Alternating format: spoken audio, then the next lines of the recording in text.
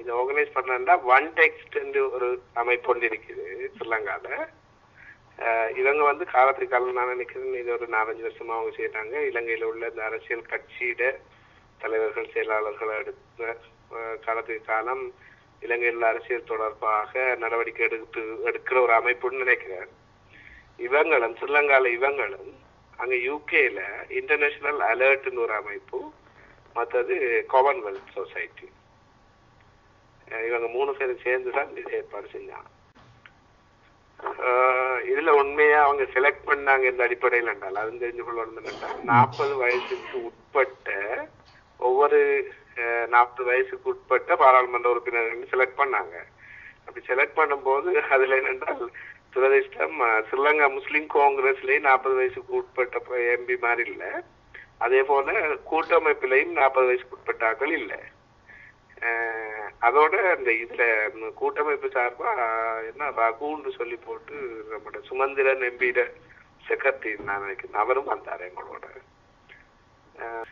அதுல நான் நினைக்கிறேன் இப்ப முதல் அதுல நான் அறிஞ்ச வகையில டிஎன்ஏல வந்து ஒரு சேர்மன் ஜப்னால ஒரு சேர்மன், எனக்கு பேர் தெரியாது, என்ன வடக்குன்ற ஒரு இடம் வலிகாமம் வடக்கு வடக்குல ஒரு சேர்மன் சுஹிர்தர் சுஹிர்தன்ற பெயர் கொடுக்கப்பட்டிருந்தது. அப்ப அவர் வந்துட்டு திரும்ப வர்ற விசா போட்ட இடத்துல விசா ரிஜெக்ட்னு சொன்னாங்க. அது என்ன ரீசன், அது எம்பசி என்னண்டு அது என்ன பிரச்சனைன்னு தெரியல. அதுக்கு அந்த சில வேளை அந்த மொழியையும் இது பண்ணாங்களோ தெரியாது. அடுத்தது திரும்ப இப்ப அவர் சுமந்திரன் அவர் செக்ரட்டரின்னு சொன்னார். அவர் வந்து ரகுண்டு கொஞ்சம் லாங்குவேஜும் ஏழும் மற்ற டிஎன்ஏ கருத்துக்கள் அங்க பார்லிமெண்ட்ல டிஎன்ஏ கதைக்கிற கருத்துக்கள் அல்ல டிஎன்ஏ எதிர்பார்க்கிற கருத்துக்களை நான் அறிஞ்ச வகையில அவர் ஒவ்வொரு மீட்டிங்லையும் பார்லிமெண்ட்ல கூட கதைச்சார். பார்லிமெண்ட் அங்க உள்ள பார்லிமெண்ட் மெம்பர்களோட திரும்ப டிஎன்ஏ மீட்டிங்ல சில அந்த டிஎன்ஏ கருத்துக்கள் அவர் அப்படி அங்க கதைச்சதான் நான் அறிஞ்சேன். இதுல நான் நினைக்கிறேன் இதுல என்னண்டா பிரதர், இதுல ஒன்று விளங்கிக்கணும் என்னென்றால் இதுல அரசாங்கம் எந்த வகையிலையும் கையடிக்க இல்லை.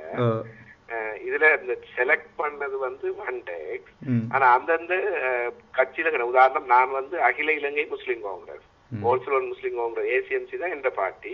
இப்ப எந்த பார்ட்டி செக்ரட்டரிட்டு அவங்க கேட்டு இருந்தாங்க உங்களோட ஒரு ஆள் தாங்க. அப்ப எனக்கு செக்ரட்டரி தான் ஃபர்ஸ்ட் கால் பண்ணி, செக்ரட்டரி மிஸ்டர் இவர் யாருன்னா எங்களோட ஹமீத் YLS ஹமீத்னு சொல்றாரு, அவர் தான் எனக்கு கால் பண்ணி சொன்னார் இப்படி எம்பி இப்படி நம்மள பார்ட்டியால ஒரு ஆளை கேட்கிறாங்க இது எம்பி உண்டு, அப்ப நீங்க தான் இருக்கிறீங்க, எப்படி உங்களோட விருப்பம்னு கேட்டார். அப்ப நான் சொன்னேன் நல்ல விஷயம் தான், நான் விருப்பம்னு சொன்னேன். இது மாதிரி எனக்கு தெரியும் SLF-லையும் இவர்கிட்ட பார்ட்டி செக்ரட்டரி அவங்க கேட்டாங்க.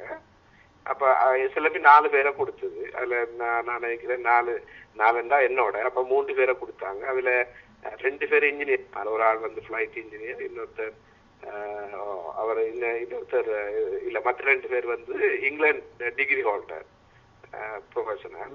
இது 3ஐயும் பார்ட்டி கொடுத்தது. அது மாதிரி யூஎன்பில வந்து நான் நினைக்கிறேன் யூஎன்பில இதுல பலன் என்னென்றால் இப்ப உண்மையில எங்களுக்கு விளங்குச்சு. அங்க போய் நாங்க டயஸ்போரா தமிழ் டயஸ்போராண்டு தமிழ் சென்ட்ரல்ல கொஞ்சம் ஒரு 100 பேர்கிட்ட கூட வந்தாங்க.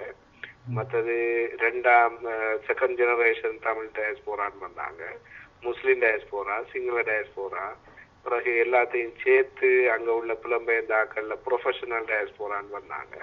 இவங்களோட எல்லாம் கதைச்சத்துல இருந்து சில விஷயம் எங்களுக்கு விளங்குச்சு என்னென்றால் இங்க நடக்கிற இப்ப ஸ்ரீலங்கா 2 யுத்தம் முடிஞ்சு 1-2 வருஷம் ஆயிட்டு இங்க நடக்கிற அந்த டெவலப்மெண்ட்கள் அபிவிருத்தி தொடர்பாக அங்க யாருக்கும் தெரியாத மாதிரி தான் இருக்குது. எங்களுக்கு அந்த அவங்க கதைச்சதையும் எங்களோட கேள்விகளை வச்சு பார்த்தால் எந்த விதமான இங்க டெவலப்மெண்ட் நடக்கையில யுத்தம் முடிஞ்சிட்டு அதுக்கு பிறகு அரசாங்கம் எந்த நடவடிக்கையும் எடுக்கையில மாதிரி தான் அங்க உள்ள நிலப்பாடு இருந்தது. பிறகு நாங்க சில இங்க நடந்த அபிவிருத்திகள் அதே போல யுத்த கைதிகளை இவங்களை சரணடைஞ்சவர்கள் அல்லது எல்டிடில இருந்த ஆக்கண்ட அரசாங்கம் பிடிச்ச ஆக்களுக்கு செய்த அந்த புனர்வாழ்வு நடவடிக்கை இதுகள் சம்பந்தமா நாங்க அவங்களோட டிஸ்கஸ் பண்ணோம், கலந்துரையாடினோம். பிறகு சில இதுகளை அவங்க ஏற்றுக்கொண்டாங்க. அதுக்கு பிறகு சில எதிர்பார்ப்புகளோட அவங்க இருக்கிறது நாங்க அறிந்து கொண்டோம். என்னென்றால் சிலர் வந்து ஆர்வமா இருக்கிறாங்க தங்களோட அந்தந்த ஏரியா யாழ்ப்பாணத்தை சேர்ந்து அங்க உள்ள ஒரு அந்த துறை சார்ந்த உதாரணம் யாழ்ப்பாணத்தை சேர்ந்த ஒரு டாக்டர் ஒருத்தர் என்னோட கழிச்சாரு. என்னன்னா தான் தன் பிரதேசத்துக்கு வைத்தியர் குரூப்பை கூட்டி வந்து அந்த பல் சம்பந்தமான இதை செய்யறதாக சொன்னார். அதுக்கு என்னென்ன செய்யணும்னு அவங்களுக்கு அந்த எதை செய்யறது யாரோட கோஆர்டினேட் பண்ணி செய்யறதுன்னு ஒரு விளக்கம் இல்லாம இருந்தாங்க. அதே போல லேண்ட் இஷ்யூ, மற்றது இராணுவமயமாக்கல் அப்படியான இதுகளை பத்தி கேள்வி கேட்டாங்க. மற்றது அந்த இரட்டை குடியுரிமை சம்பந்தமான விஷயங்களையும் கூடுதலா மென்ஷன் பண்ணி கழிச்சாங்க.